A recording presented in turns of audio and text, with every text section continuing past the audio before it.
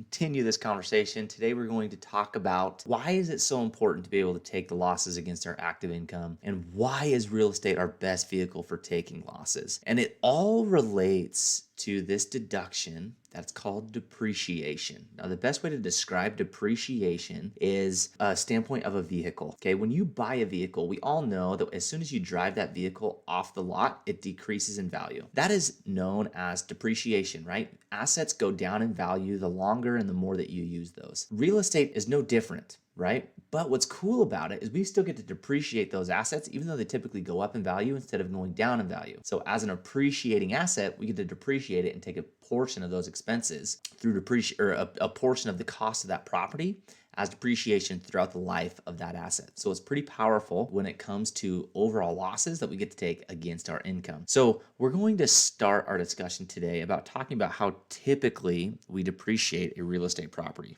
Okay, so if we have a little house here, got some windows, got a little door. Okay, this is our little real estate property. Typically what most accountants are going to do is they're going to take this property and they're going to depreciate it over 27 and a half years. Okay, and what that means is we're going to say that we have a purchase price for this property of equal to $350,000. Okay, now we take the land portion out when we're trying to calculate depreciation because we cannot depreciate land. So we're going to say that the land value of this is equal to $50,000. And so our depreciation base for this property is equal to $300,000. Okay, so what we would do is we would take 300,000, divide it by 27 and a half, okay, our asset life, and we would get roughly $11,000. Now it's not exactly, it's like 10,000 something. We would get about $11,000 of depreciation per year. Okay, so what that looks like, if you were to put it on a graph, it's just straight line. So we get that for 27 and a half years.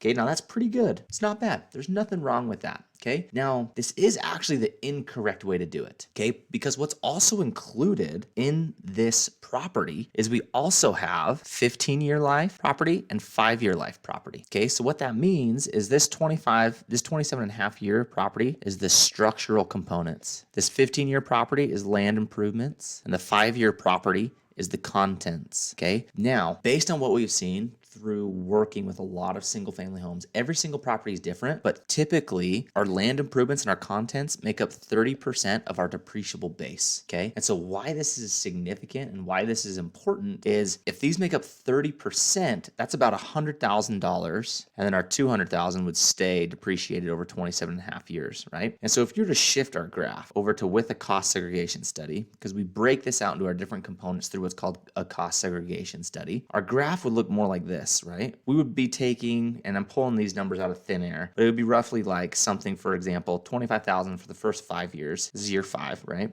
And then we have, we'll say it goes down to about 14,000 for the next 10 years until year 15. And then the remaining would be about 4,000 for the remainder of the life of that property, right? For the next 27 and a half years. And so what's really cool about this is if when you have an asset that has a useful life of 20 years or less, it actually qualifies for what's called bonus depreciation. Now, bonus depreciation basically means that we get to write off the entire cost of those assets in the first year that you buy it. And so what that allows us to do from this standpoint is we now have another calculator here. We now have another graph here. If we do cost segregation plus bonus, where we actually get to write off that full $100,000 from our 15 and our 5-year property in that first year that you buy it. So in year 1, we get a $104,000 write-off because we get the $100,000 plus that $4,000 that we get on the annual basis for the 27 and a half year property in that first year, and then for the remaining life of the property, it goes down to that $4,000 a year for the remaining 27 and a half years. So this is substantial. You can go buy a $350,000 home and potentially write off $100,000 in the first